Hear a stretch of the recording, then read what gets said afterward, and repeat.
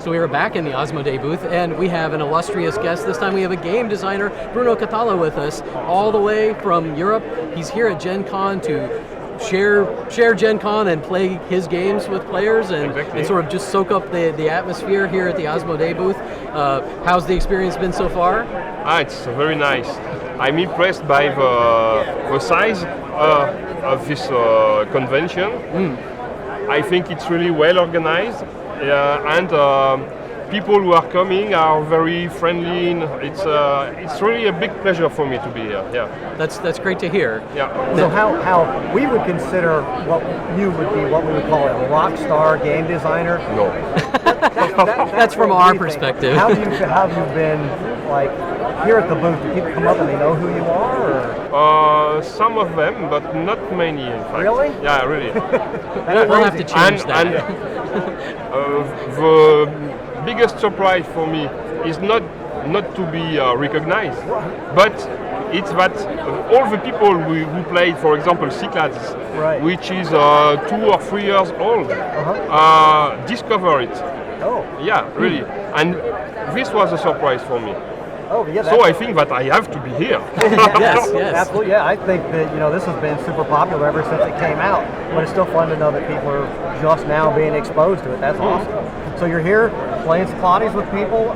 What other games are you having fun with playing with people? I can play every game they want, in fact, because Asmodee is the main distributor of all my games in the US. Quite all, not Days of Wonder, but okay. Right. So that means that here people can come to play Mundus Novus, Sobek, Mr. Jack, cool, with all the versions, New York, Pocket, etc. Cyclades. Maybe they have Dice Town also. Oh, okay. Noah. Okay, and maybe that's Solve for the instance. Now, in terms of your history with game designing, how many years, how long have you been designing games? Whether it was as a recreation and then maybe as a profession and as a professional, what's the breakdown? When did you get started? In fact, my first games were published in October 2002. Okay. That means that at the end of this year, it will make 10 years. Okay. Wow. I was engineer in material sciences, and I worked on research on tungsten alloys. So it had nothing to see with with games, but I always been passionate by games, and in my head I always wanted to do something. I began as a hobby. Okay. And my chance, and I'm really a lucky guy, I know. My chance was that my first idea, my first development was published. Oh, yeah. And awesome. so it's really a big chance, but this gave me a lot of confidence of what I was able to do. Absolutely. Okay. Right. And I did that at night after my job. And in 2004, the research center was closed. So I lost my job. And I decided to try to do my life with my hobby, in fact. Which is awesome. That you Yeah. can do that. We understand that transition. But it was a hard decision, in fact, just because of money. Oh, sure. Because game designer doesn't win a lot of money. If you pay $50 for a game, I win $1. Right, so it's a labor and of love. it's not mass market. Right. So I developed that, and I'm also making development for other publishers. So I'm paid for that. My name is not on the box, but I'm working. And one day each week, I'm also a seller in a game shop in France. Oh, okay. So That's a shop that I would love to go and visit sometime. That would be awesome. it's in Annecy, in the French Alps. It's near the lake. It's a very nice place. You should come. You're making it more likely that we'll come now. That sounds like a great place to go. Exactly. So, and now I'm still a lucky guy because there are a lot of games published each year, a lot of new game designers, very talented, and my luck is to manage to have new games going on the market, and nobody waits for me. In fact, Right.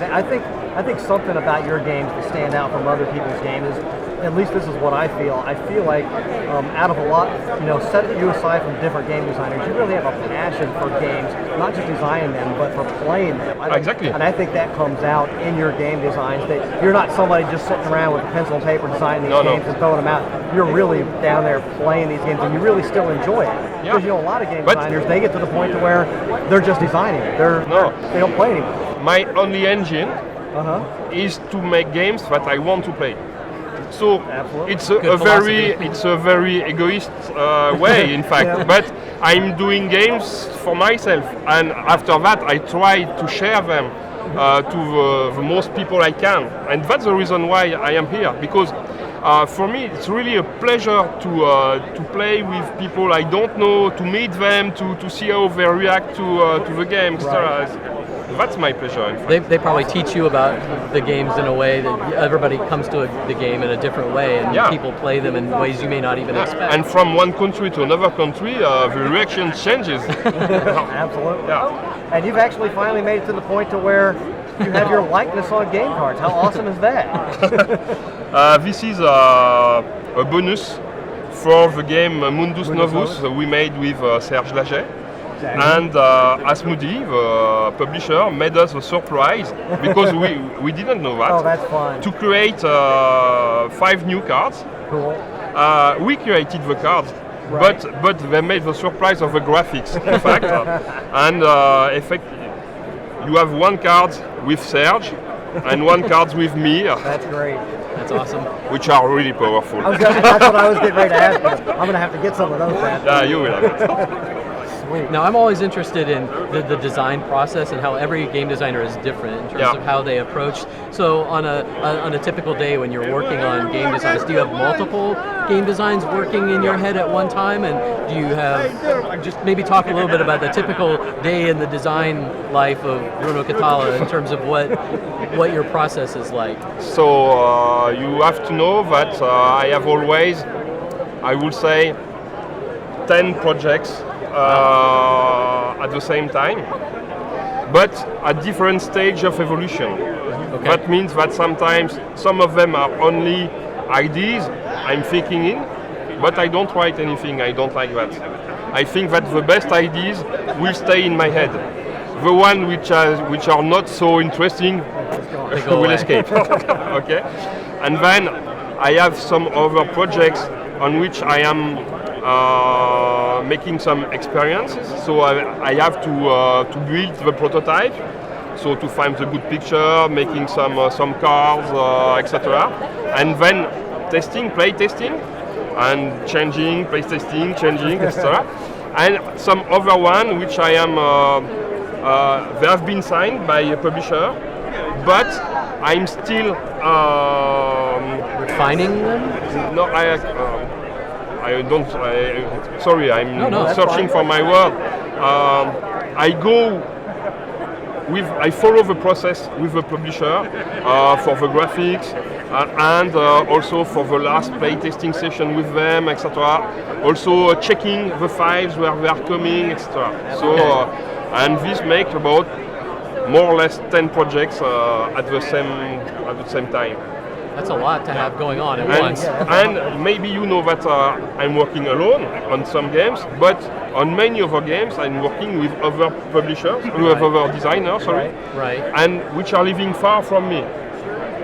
So that means that on my day, I would say that I will work 2 hours a day by Skype. Okay. Oh, okay.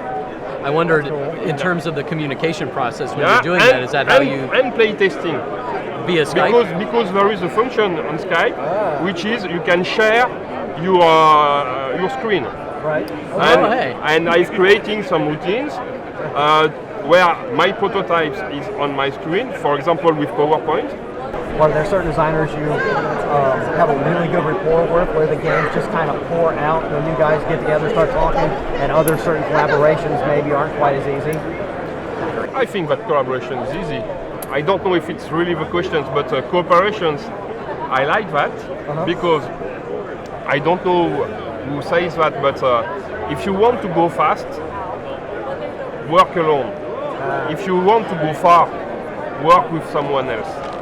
So, but that means that you have sometimes to say bye-bye to some of your ideas. And working at two people, it's okay because you have the time to do this process. If working at three or more, there is immediately a question of majority. And it's not so fun, in fact. You see what I mean? Absolutely. Yeah. And you know, I'm making games because I like to play them. I like to share it with players, but I like to share the design process with other designers because it's another way to know someone else. And which each other designer I'm working in, I'm the same guy, but the variation is always different. And the way to work with Bruno Feduti or Serge Lerget or Ludovic Maublanc or Antoine Bozard has nothing to compare each time. Each one is a unique sort of process that develops. And each binôme is different, works different. Even if I am the same guys, each relation is different. Absolutely. Yeah. Well, do you have any new designs that are coming up that you might be able to give us a sneak peek at, or just tease our audience with some things that might be coming in the future, either by yourself or with other designers down the road? So what can I say? Yes, I know that's always a tricky question. I know. No, I can say that I will have a new card game published by Hurricane. I hope before end of the year, but I'm not sure. Okay. It's a small card game in the same family than Mo, if you know Mo. So that means for family, very simple, extra, but with something inside I like. Okay. A little element of chaos in there somewhere, right? Sorry?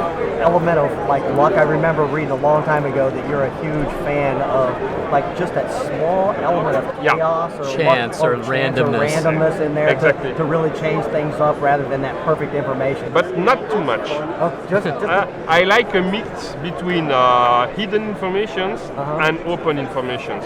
Because what I can't bear is that in games where all informations are totally open, you can wait a long time to play because people will make a lot of calculations and it breaks half of my pleasure, in fact.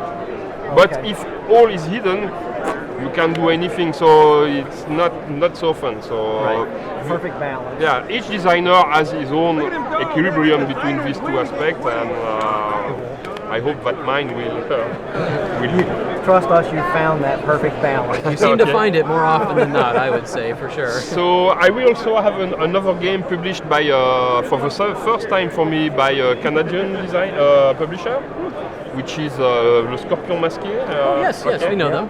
I don't know if it will be published in English at this time because there is a lot of text on the cards. So it's a party game. Things that I didn't experience so many times. So sounds fun. Okay. And I have other projects, and one other game will be published by a great publisher. It will be available in Essen, but I have to wait. They communicate. It's a small game, but. Well, hopefully, we plan to be at Essen, and maybe we can talk again there, and you can tell us all about it then. Maybe that. Not maybe, for sure. I would say. Excellent.